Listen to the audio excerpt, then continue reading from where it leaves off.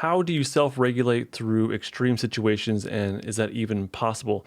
I think this is a common question that can look a few different ways, and this might be something that you can actually relate to. So I want to address this to help bring some clarity and maybe help you to identify some next steps on what you can do for your own self-regulation in extreme situations. My name is Justin Sinceri. I am a licensed marriage and family therapist that thinks the world needs a new understanding of mental health. Welcome to Stuck Not Broken. This podcast is, of course, not therapy, nor is it intended to be a replacement for therapy. This is a question that I responded to during a recent Stuck Not meetup, which is a time at least once a month where my course members can meet up and ask questions or share their wins or just get some clarification on my courses. In this one, I answered a question about self-regulating through extreme situations, and we talk about the importance of anticipating these events, but also how we tend to wait until things are at their worst before asking for help or for asking for, like, well, what do I do next?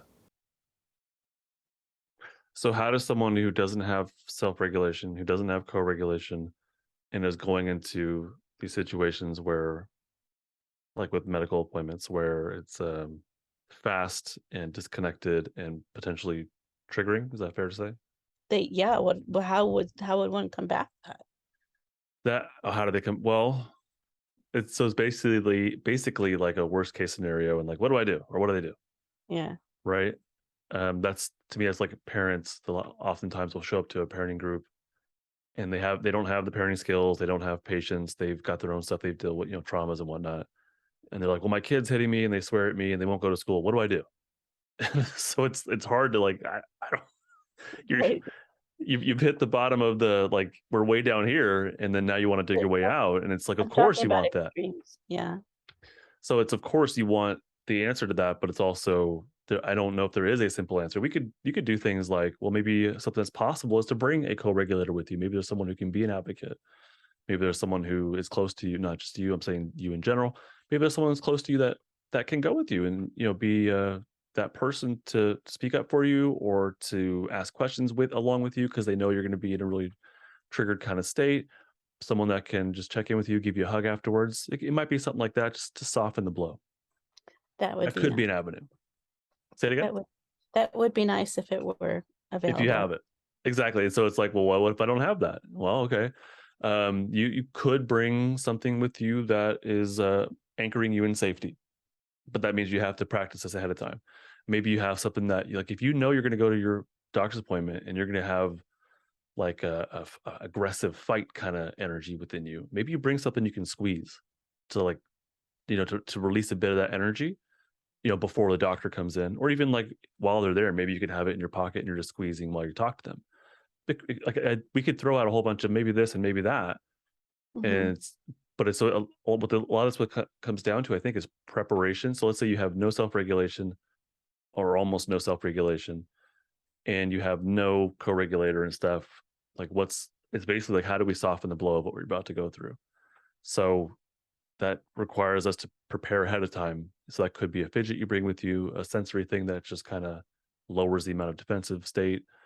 Maybe afterwards you can't do that. You don't have access to anything. You don't know what is anchoring for you quite yet. So afterwards, maybe you do something that just kind of helps to alleviate it. Maybe you scream into a pillow. Maybe you scream in your car. Maybe you do rip something up. Maybe you release that energy in some way that's not ideal, but good enough, to like recover, you know. So we could throw out ideas for days, and that they could be helpful, but ultimately it comes down to eventually building the capacity to self-regulate. I don't know if there's ever going to be like a doctor's visit that goes perfectly or that is not triggering, but maybe it'll be less so next time, or maybe you can prepare, and instead of, if you know that I'm going to get thrown way off track and my questions, I'm not going to be able to, like, do this. Maybe you bring it ahead of time and you have it written down, for the doctor, or like, this is what I want out of this meeting, and I need to have this answered. And maybe you can ahead of time know that it's going to be difficult and they're going to be dismissive, but it's also okay for me to be a little upset and to say, like, no, I have to have an answer for this. This has to make sense to me, or I have to have this referral, or whatever it is. But a lot of this just it comes down to preparation, um, and then eventually building the strength of the vagal brake through increasing through more and more anchoring and safety. But that would have to be done outside the context of those visits. So Right. we don't want to wait. If we're You don't want playing to be base, thrown into the fire before you decide how to exactly, handle yeah, it. yeah. If you just started playing baseball and you don't know how to like swing a bat and hit a ball, and then all of a sudden you're out in front of thousands of people in a major league game, uh, yeah, you're not ready for it, and it's not going to go well, and it'll probably be a disaster. So, can There are you lots of practice? non-ideal situations out there. Oh, heck yeah. Hey, by the way, did you know that you could actually subscribe to this? All you got to do is whatever platform that you're on, just hit that subscribe or follow button on YouTube. It's a subscribe, I believe, or a bell or something like that. But basically, when you do that, that ensures, especially on podcasts, that you'll get the next episode immediately. You won't have to go hunting for it or anything. It comes right to your device and ready to be listened to. It also tells these platforms that this show is worth listening to, and it really helps me out and helps new ears get to the podcast. Thank you ahead of time if you are subscribing or following. So, can you practice in some capacity ahead of time? So, what I would say is the priority is well, first off, can you recognize these different states? And that's polyvagal 101, right? Okay, do you have the knowledge? Then can you apply that knowledge to your safety state in particular and develop the capacity to anchor in safety more and more and more? And then maybe that's out of the context of even thinking about these triggering things, these contexts that we know are triggering. So that might just be generally what helps me just to feel better, good, a sense of goodness or lighter or more connected to myself. There's different ways we can measure that. So what just kind of helps me feel good? What do I like? And can I spend more time doing that, but maybe a bit more mindfully? So if I know I like cooking, cool. Can you now do that, but spend more time like really experiencing what it's like to cook? Can you really smell? Can you look at the colors and really take it in? Can you really feel what you're doing more mindfully? Maybe it's a bit more slower, maybe, but can you really experience what it's like to do the things that you like? So that's anchoring in safety, and the mindfulness of it will help to build those pathways, and it'll build familiarity with what it feels like to be safe. So it builds more of a reference point. So can you just out of the context of this stuff altogether, can we do that? And then eventually, can we maybe uh, do more specific planned anchoring around the context? So like before we even leave for the doctor's appointment, can we do things that are anchoring then? I'm terrified of heights. It doesn't make sense for me to, I mean, yes, I want to anchor myself and ground myself during, a panic attack, right? So I'll go into a panic attack if I'm in a car up high. It sends me to a panic attack. So yeah, I still want to try and anchor, but also can I do that before, directly before there's a certain bridge that I'm more triggered by? Can I do it? Do something even before 20 minutes before that? So like how far back can I go in the context, but still, be around the context and anchor, in my car or like on the way to the thing or whatever. I think that's why anxious people research as much as they do. I mean, just speaking as the medical setting as an example, Hmm. all of a sudden they become experts in how everything works. Um, Yeah. and it may or may not necessarily help in the moment, but you know, as you said, to keep building that tolerance. It's a Um, long process. It's potentially a very long process. If you have a trauma that is more of a shock trauma, let's say you're afraid of you got in a car accident and you're afraid of getting in cars. It could happen where you do some sort of polar bear, trauma releasing stuff, and you shake it and tremble it, and it comes out of your system, and no longer in that frozen state around cars.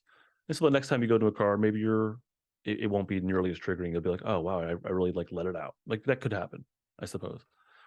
But with these types of things that are more long term, and it's not necessarily maybe a shock thing that you went through, not you, but general you.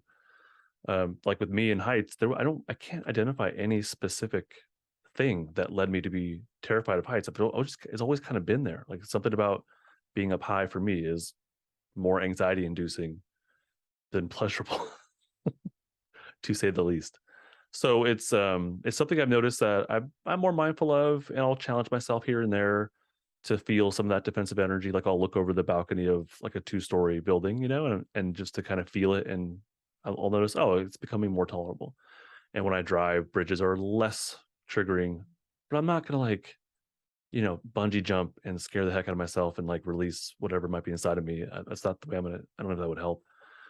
But it's like I'm gradually, and I notice like, oh, this used to be really kind of just unsettling for me, and now I didn't even notice it. And maybe I'm even able to be more playful about going over this Notice the certain. absence. Yeah, exactly. Yeah, and so, but it's a long process that requires deliberate anchoring and mindfulness and practice. And my example is pretty light compared to what a lot of people go through, but the basic idea is the same. Even with CPTSD and sexual trauma. That would be probably be a much longer process. Yeah. Yeah. And more challenge, of course, and more difficult. Yeah. But so that's where I've had. I was on. I did some interview. No, it was some show. It was like a radio show kind of thing. And I came on, and they had callers, and a woman was like, "I have sexual trauma, but I want to be more intimate with my partner. How do I do that?" But it's the same kind of question of my kids are throwing things at me and swearing and running out of the house. What do I do? And I'm like, well, okay, well, you're asking at like you haven't done the steps required, like you haven't laid the foundation. There's no groundwork. Right, exactly. Yeah. So you're asking me, and again, we could throw a ton of ideas at you, but in that moment, whew, it's going to be a lot more difficult to just plug in these things. That's what therapy, I think, does. Especially the more cognitive or behavioral focused, where they're like, well, just do this other thing. When you notice that you feel this way, just do this instead. Or if you notice these thoughts in your head, we'll replace it with some other thoughts. That's a great idea. It makes sense. But like in those moments, no, No, it doesn't seem to go anywhere. can't flip it off like a switch. I don't, right, exactly. But that's what we'll just stop doing this and do that. Hey, thank you so much for listening to this episode. I do have a nifty gifty for you, by the way. And this one is different than the previous one that I announced on my last couple podcast episodes.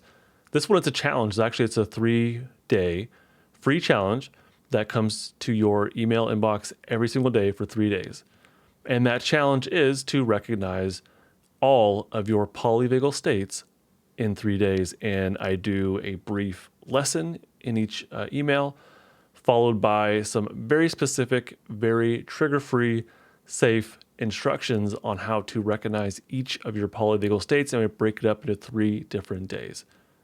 Yes, this even includes your defensive states, but the point of this is to recognize them, not when they're like full-blown shutdown or freeze, but to recognize them in different contexts to help you to, notice what they feel like, what your different states feel like, but also to discern between tolerable and truly defensive, intolerable, truly dysregulated as well. So you'll get some lessons, and I'll teach you how to identify these different states and then challenge you to identify them each day. Not all 6 per day, primary and mixed states, but it's broken up into 3 different days. I focus on different states per these 3 days. This is something I created just for you, that person that is really into this polyvagal stuff or curious about it and then asking, well, what does this have to do with me? This is for you. To be a part of this 3-day email challenge, head on over to justinlmft.com/3-day polyvagal. It's all one word. 3-day polyvagal. justinlmft.com/3-day polyvagal. And I will, of course, have that link for you in the description of this episode. Otherwise, thank you so much for listening, fellow Stucknut. I do hope you've gotten something out of this episode, and I can't wait to hear how the 3-day challenge goes for you. Bye. This podcast is not therapy, not intended to be therapy or be a replacement for therapy. Nothing in this creates or indicates a therapeutic relationship. Please consult with your therapist or seek for one in your area if you are experiencing mental health symptoms. Nothing in this podcast should be construed to be specific life advice. It is for educational and entertainment purposes only. More resources are available in the description of this episode and in the footer of justinlmft.com.